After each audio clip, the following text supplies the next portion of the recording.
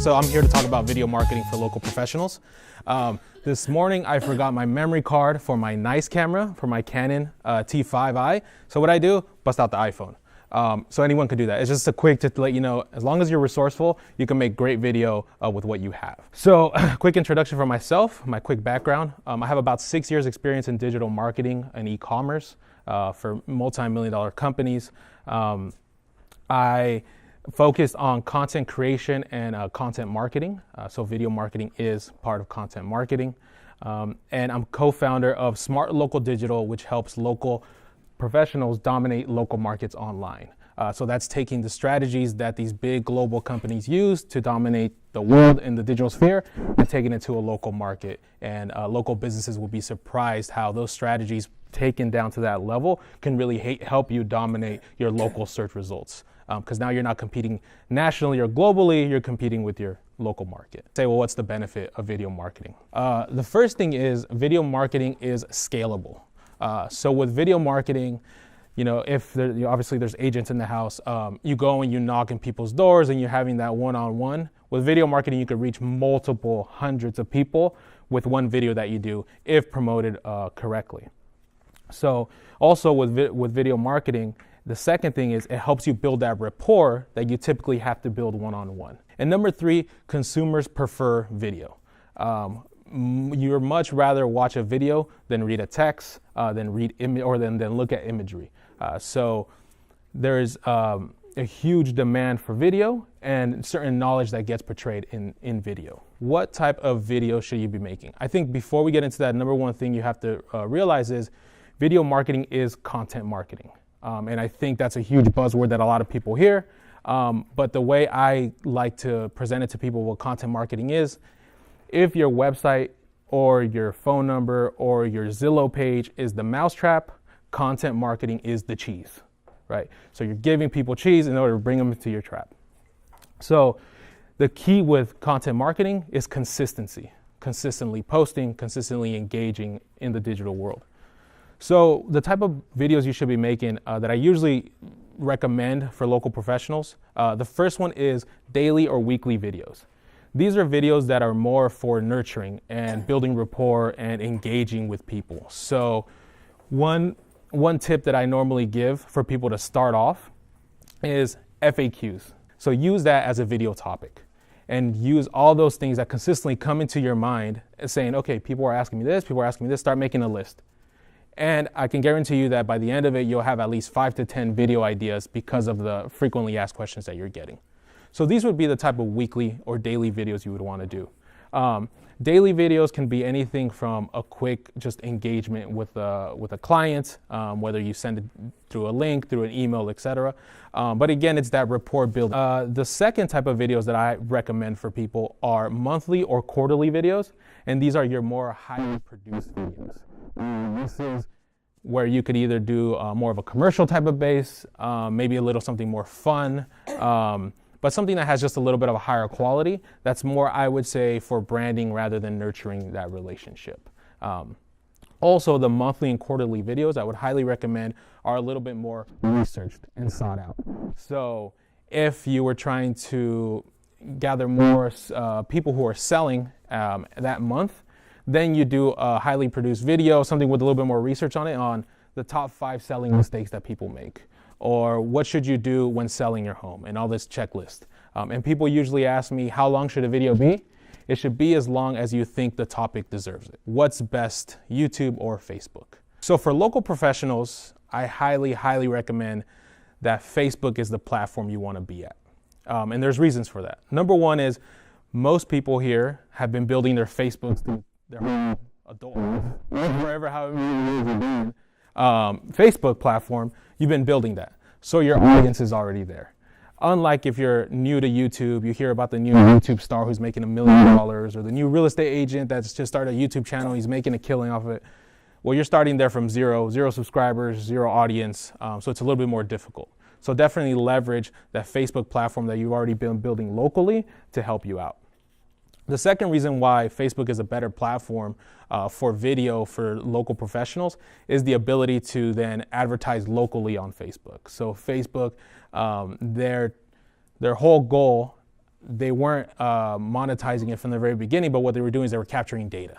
And now they are the data king. Now they have everything. They have your life event. They have how many children you have. They have what you like, what your age is, what your gender is, what your location is, your mile radius.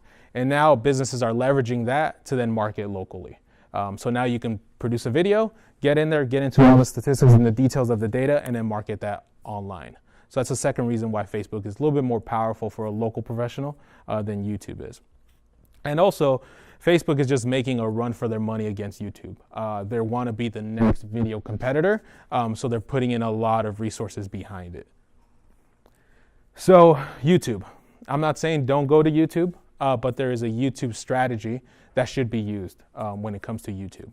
So the first one is keywords. So how many of you guys have heard keywords?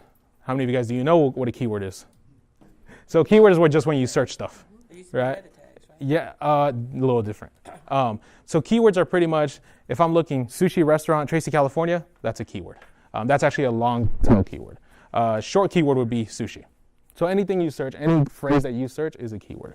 So what YouTube helps you with is to get those search results that you want. So because YouTube is owned by Google, if you create, let's say you want to dominate the keyword best realtor Tracy, California, right? So anytime someone searches best realtor Tracy, California, you want your video to pop up. You do a video based off that and you throw it on YouTube. And then you kind of let it season and let it do its thing. So then hopefully when people search for that, that video comes up with that title. Another thing with YouTube that I highly recommend for people is it's evergreen content, right? So I wouldn't recommend doing a video. If you're doing a video for showing an open house on Saturday, I wouldn't have the trouble of putting it onto YouTube. Because if you have an open house Saturday, it sells a month from now, that YouTube video is going to live on forever, but people don't, the house is not for sale anymore. So save those type of videos for Facebook. But an evergreen content, I'll give you an example. For Shoe Palace, we had a new Jordan that came out. It was a Max Orange colorway, which people who are sneakerheads know that colorway, but it wasn't selling as much as it had to. So what we did is we did a quick video, shot it from home, did a nice little setup, quick video.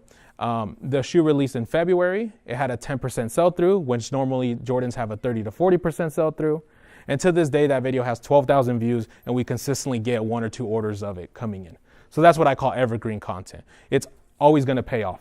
You're going to put that video up, and it's going to sit there and work for you. Unlike a TV ad or a radio ad or a billboard that kind of comes and goes, the YouTube video will be evergreen, and it'll sit there for you and keep paying its dividends. But you do have to do your research and say, what is the keyword? What is the search results I'm trying to get out of this video in order to put it on there? And the third thing I want to talk to you guys about YouTube and Facebook is a game plan for managing both platforms. So how do you manage both? I mean, it's a lot of work. That's one of the biggest things that I hear from local professionals is, I don't have time for any of this. So YouTube, I would say those monthly and quarterly videos. Focus on it monthly and quarterly. When you do your little bit of higher production, don't get me wrong, you still want to put it on Facebook, you still want to share it with people, but definitely leave it on YouTube to kind of let it season and let people find it organically. And then for Facebook, I'm pretty sure all of you guys are already day-to-day activity on Facebook, so then just start incorporating your video with that. You can do personal videos off your phone, a little selfie video, open house, etc. That really shows off the personality. Or if it's something a little bit more staged, make sure you're putting it on your business page and then you're sharing it through your personal page. I ran into some things where some people share the exact same content they do on their business page, on their personal page, but they upload it separately. I highly recommend you upload it to your business page and then you share it to your personal page so you can start driving that traffic to your business page. So what are some action items for you guys to do out of all this? So a quick stat, an initial email with video receives about a 90% click-through rate increase than something without video. So if any of you do email marketing or you send out emails to clients, you're putting a video of yourself, selfie, just talking, etc. That's going to have a higher click rate than something with no video. And again, that's just because consumers want to consume video. They would rather see that than read through your email. So some action items for you guys to kind of start prepping for your video marketing journey, if that's something you're interested in. The first one is audit or create your profile and channel. So we all have most likely Facebook pages. Take an audit of it. What's going on with it? Is there a right link? Is the cover image blurry? I was just meeting with someone yesterday who showed me their Facebook page. They had a cover about how their company is the top 2 company in the market. But I told them, as a consumer, that doesn't say anything to me. You're an agent, so if another agent sees it and they're like, oh, wow, he works for a great company, that's awesome. It's a great recruiting tool. But for me trying to buy a home, that tells me nothing.